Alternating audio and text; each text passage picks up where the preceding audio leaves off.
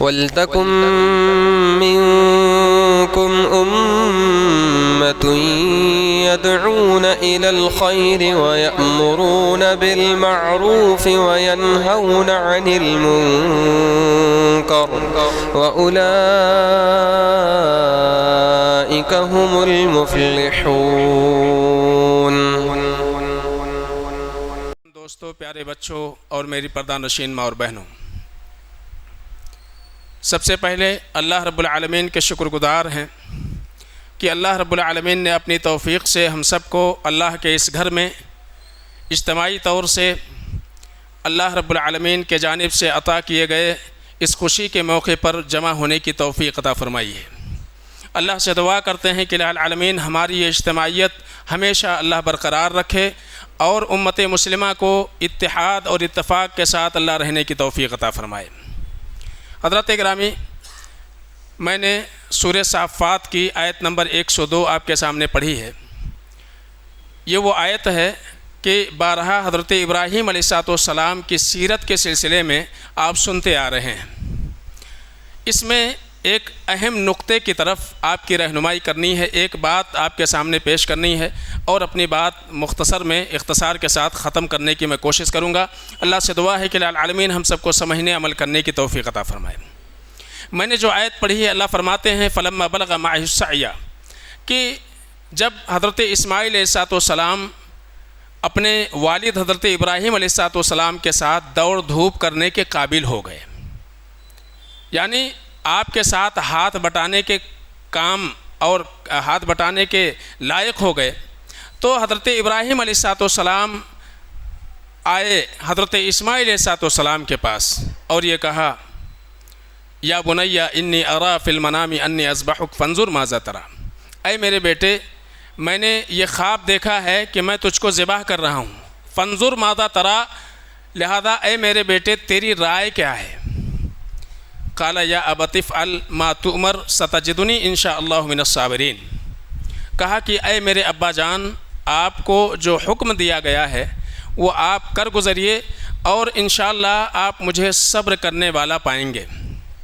یہ جو دن ہے، اور آج کے دن خاص طور سے اس دن کے تعلق سے اللہ کے نبی صلی اللہ علیہ وسلم نے فرمایا کہ یہ دن اللہ رب العالمین کو بہت زیادہ محبوب ہے اور یہ ہمارے لیے خوشی کا دن ہے، اور خاص طور سے حضرت ابراہیم علیہ السلام کے سنت کو تازہ کرنے کے لیے اور آپ کی زندگی کی یادگار کے خاطر اللہ کی بارگاہ میں ہم قربانیاں پیش کریں گے۔ اس آیت میں جو میں نے آپ کے سامنے پڑھی ہے، ایک جملہ اسی کے جانب آپ کی میں توجہ دلانا چاہتا ہوں۔ حضرت ابراہیم علیہ السلام نے جو خواب دیکھا، وہ خواب وحی ہوتا ہے انبیاء کا، یہ حضرت ابراہیم علیہ السلام کو بھی معلوم تھا اور حضرت اسماعیل علیہ السلام کو بھی اس بات کا پتہ تھا، لیکن یہاں ہمارے لیے جو سمجھنے کی چیز ہے اور جو ہمارے لیے عبرت کی چیز ہے، اس میں ہے فانظر ماذا تری، کہ اے میرے بیٹے تمہاری رائے کیا ہے؟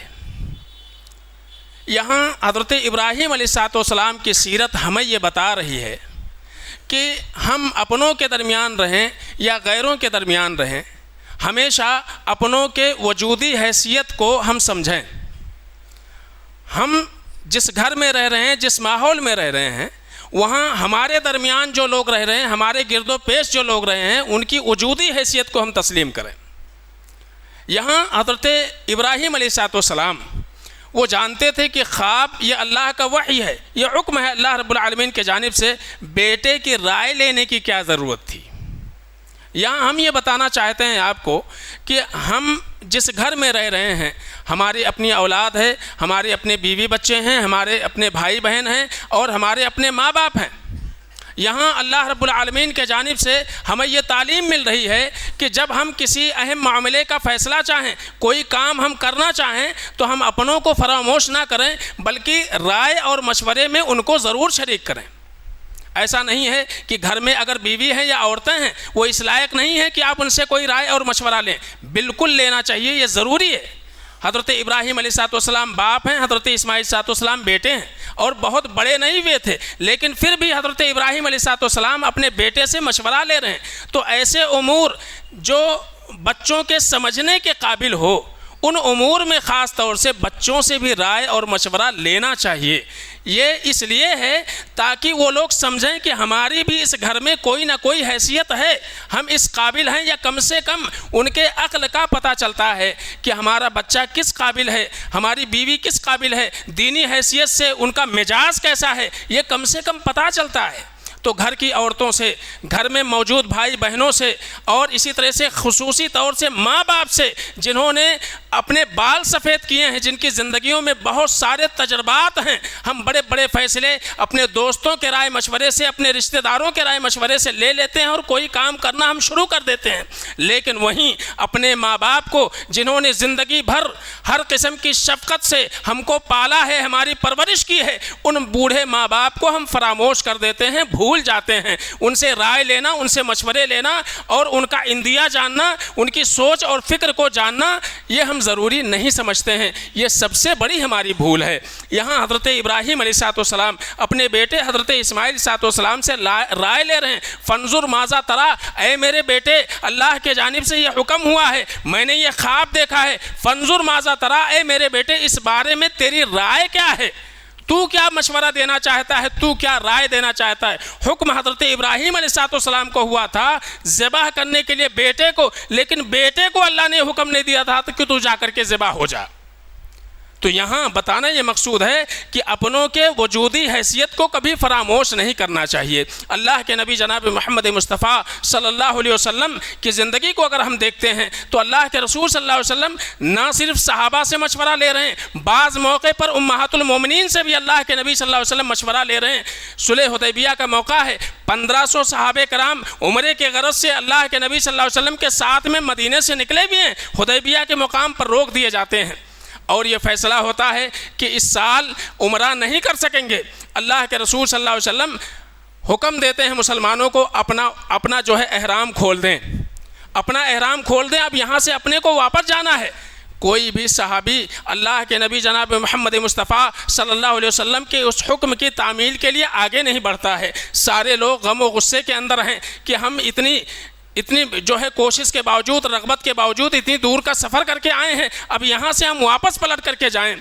اللہ کے نبی صلی اللہ علیہ وسلم ایک بار دو بار صحابہ کرام کو کہتے ہیں احرام کھول دیا جائے، یہاں سے ہم واپس جائیں گے، کوئی بھی یہ کام کرنے کو تیار نہیں ہوتا ہے۔ اللہ کے رسول صلی اللہ علیہ وسلم اپنے خیمے میں پہنچتے ہیں، ام سلمہ رضی اللہ تعالیٰ عنہا اللہ کے نبی جناب محمد مصطفیٰ صلی اللہ علیہ وسلم کے ساتھ میں اس سفر میں تھیں۔ ام سلمہ رضی اللہ تعالیٰ عنہا نے کہا اللہ کے رسول صلی اللہ علیہ وسلم ہم دیکھ رہے ہیں آپ کا معاملہ کہ آپ کے ساتھی آگے بڑھنے کو تیار نہیں ہیں، احرام کھولنے کو تیار نہیں ہیں، اے اللہ کے رسول صلی اللہ علیہ وسلم میری ایک رائے ہے، میرا ایک مشورہ ہے، اس پر آپ عمل کیجئے۔ کہا کیا ہے؟ کہا آپ باہر جائیے، اپنا احرام اتاریے، آپ باہر جا کر کے اپنا احرام اتاریے اور اپنا سر مڈائیے، یہ آپ کے لیے فائدہ مند ہوگا۔ آپ اللہ کے نبی صلی اللہ علیہ وسلم باہر نکلے، اپنا احرام اتارا اور اپنا سر مڈانے کے لیے حجام کو بلایا۔ وہ دیکھتے ہوئے جیسے اللہ کے نبی صلی اللہ علیہ وسلم کو کرتے ہوئے دیکھا، سارے صحابہ نے اپنا احرام اتار دیا۔ تو بتانا یہ مقصود ہے کہ اللہ کے رسول صلی اللہ علیہ وسلم نے ازواج مطہرات میں سے ام سلمہ کے مشورے کو قبول کیا۔ تو یہاں ہمارے درمیان، ہم جن لوگوں کے درمیان رہتے ہیں ان کی بھی کوئی نہ کوئی وجودی حیثیت ہے۔ ہمارے ماں باپ ہیں، ہمارے بھائی بہن ہیں، ہماری اپنی اولاد ہے، ہماری اپنی بیوی ہے، ہمارے اپنے رشتہ دار ہیں۔ ہم کو کوئی بھی کام کرنے سے پہلے مشورے کی اسلام کے اندر بڑی اہمیت ہے، اور اسی لیے اللہ رب العالمین نے قرآن عزیز کے اندر خاص طور سے آپ دیکھیں گے کہ غزوہ احد کے بعد اللہ کے نبی صلی اللہ علیہ وسلم پر جو آیت نازل ہوئی وہ خاص طور سے سورہ ال عمران کی آیت نمبر 159 یہ پڑھنے کی ضرورت ہے۔ اللہ تعالیٰ نے اس میں فرمایا فاعف عنہم واستغفر لہم وشاورہم فی الامر فاذا عزمت فتوکل علی اللہ ان اللہ یحب المتوکلین۔ اللہ فرماتے ہیں کہ اے نبی صلی اللہ علیہ وسلم آپ صحابہ کو درگزر کیجئے، ان کو معاف کیجئے، واستغفر لہم، اور اللہ کے نبی صلی اللہ علیہ وسلم ان کے لیے آپ استغفار کیجئے، وشاورہم فی الامر، اے اللہ کے نبی صلی اللہ علیہ وسلم دینی معاملات میں آپ ان سے مشورہ کیجئے۔ اور اسی لیے اہل علم کہتے ہیں ما خابا من استخارا ما ندما من استشارا، جو استخارہ کر لے وہ ناکام نہیں ہوتا، اور جو مشورہ کر لے کبھی شرمندہ نہیں ہوتا ہے۔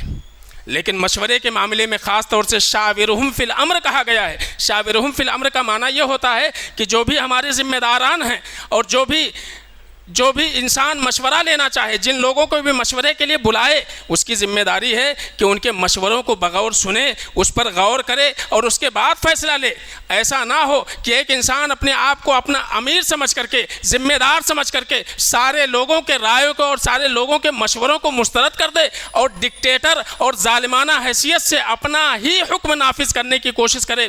یہ صحیح نہیں ہے، بلکہ یہاں شاورہم فی الامر کہا گیا ہے، لوگوں سے مشورہ لینے کا حکم دیا گیا، لوگوں کو مشورہ دینے کے لیے بلانے کا حکم نہیں کہا گیا ہے کہ آپ ذمہ دار ہیں، آپ امیر ہیں تو آپ لوگوں کو بلائیے اور اپنا مشورہ ان کو دیجئے۔ نہیں، لوگوں سے ان کا مشورہ لیجئے اور مشورہ جو اقرب الی الحق ہو، جو صحیح کے سب سے زیادہ قریب ہو، اس کے اوپر آپ عمل کیجئے۔ فَإِذَا عَزَمْتَ، جب جو ہے اتفاق کے بعد کسی مشورے کے اوپر اتفاق ہو جائے، عزمتا ارادہ کر لیں، تو اس کے اوپر پھر آپ عمل کیجئے۔ اور فَتَوَكَّلْ عَلَى اللَّهِ، اللہ رب العالمین کے ذات پر آپ اعتماد کیجئے، اللہ رب العالمین کے ذات پر اعتماد کیجئے، لوگوں کے مشورے پر نہیں، لوگوں کے مشورے پر نہیں۔ تو یہاں بتانا یہ مقصود ہے کہ خاص طور سے ہم جن لوگوں کے درمیان رہتے ہیں وہ ہمارے اپنے ہیں، ہمارے اپنے اولاد ہے، ہماری اپنی بیویاں ہیں، ہمارے اپنے رشتہ دار ہیں۔